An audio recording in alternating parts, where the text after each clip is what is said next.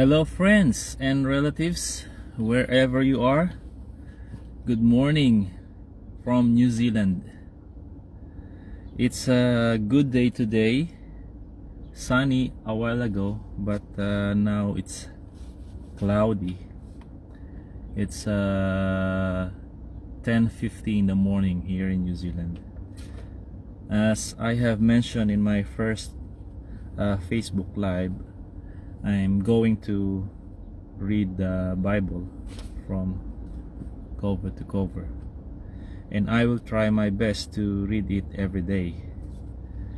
The book I'm going to read today is from Proverbs, and we'll read Proverbs chapters 1 and 2.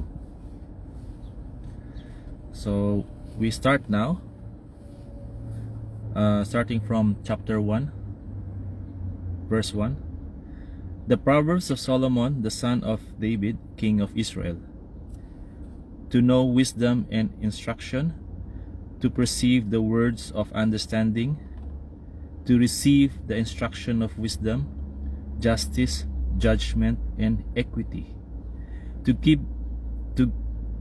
give prudence to the simple, to the young man knowledge and discretion. A wise man will hear and increase learning, and a man of understanding will attain wise counsel. To understand a proverb and an enigma, the words of the wise and their riddles. The fear of the Lord is the beginning of knowledge, but fools despise wisdom and instruction. Turn now to verse 8.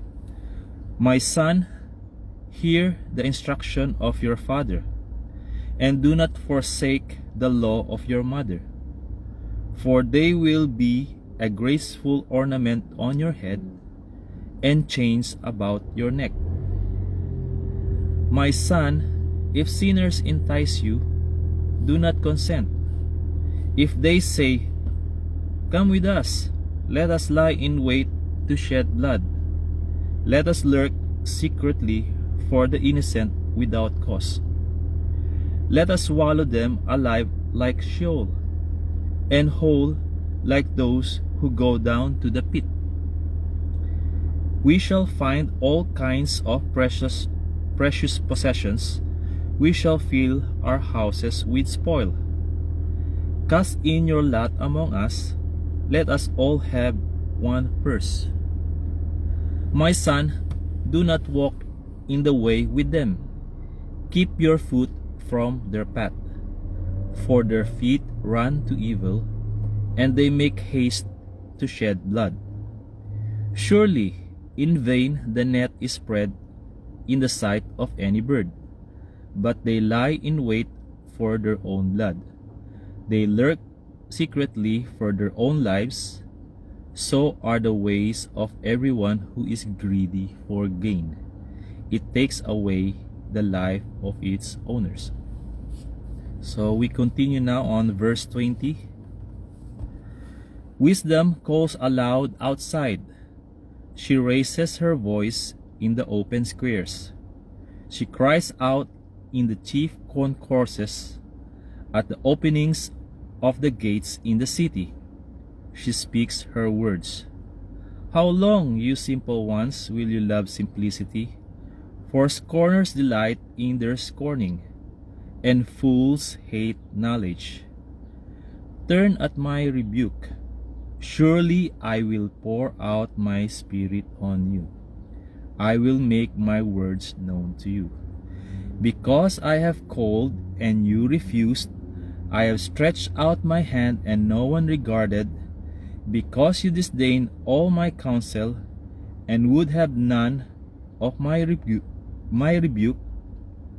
I will also laugh at your calamity.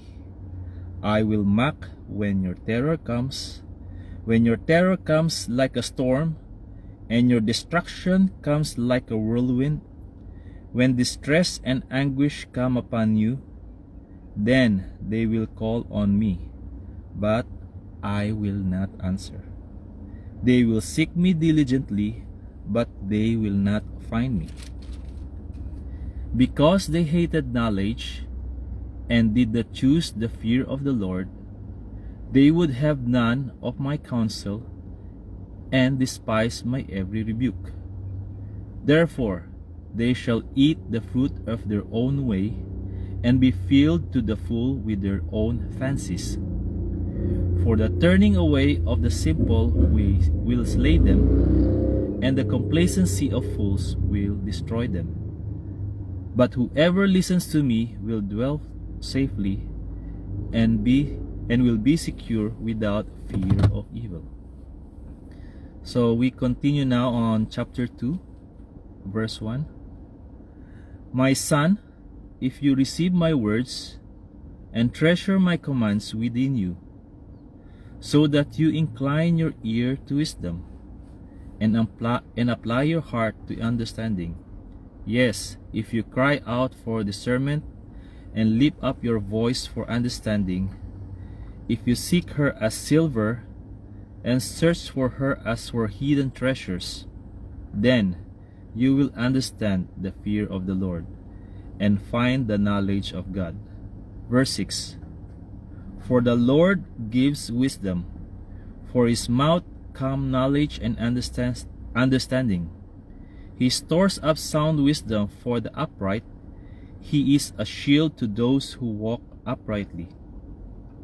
He guards the paths of justice and preserves the way of his saints.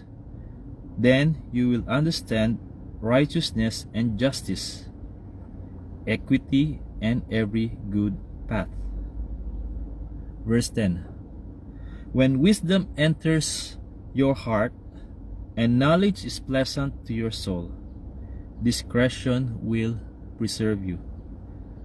Understanding will keep you, to deliver you from the way of evil, from the man who speaks perverse things, from those who leave the paths of uprightness, to walk in the ways of darkness, who rejoice in doing evil, and delight in the perversity of the wicked, whose ways are crooked, and who are devious in their paths, to deliver you from the immoral woman, from the seductress who flatters with her words, who forsakes the companion of her youth, and forgets the covenant of her God.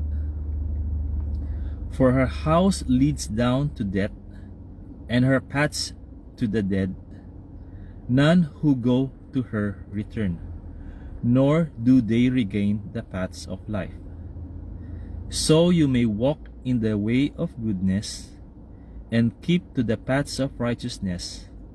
For the upright will dwell in the land, and the blameless will remain in it.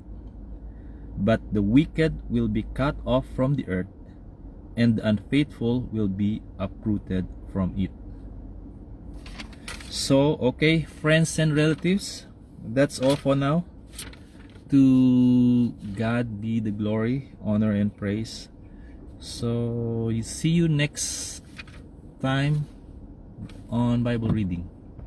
Bye-bye.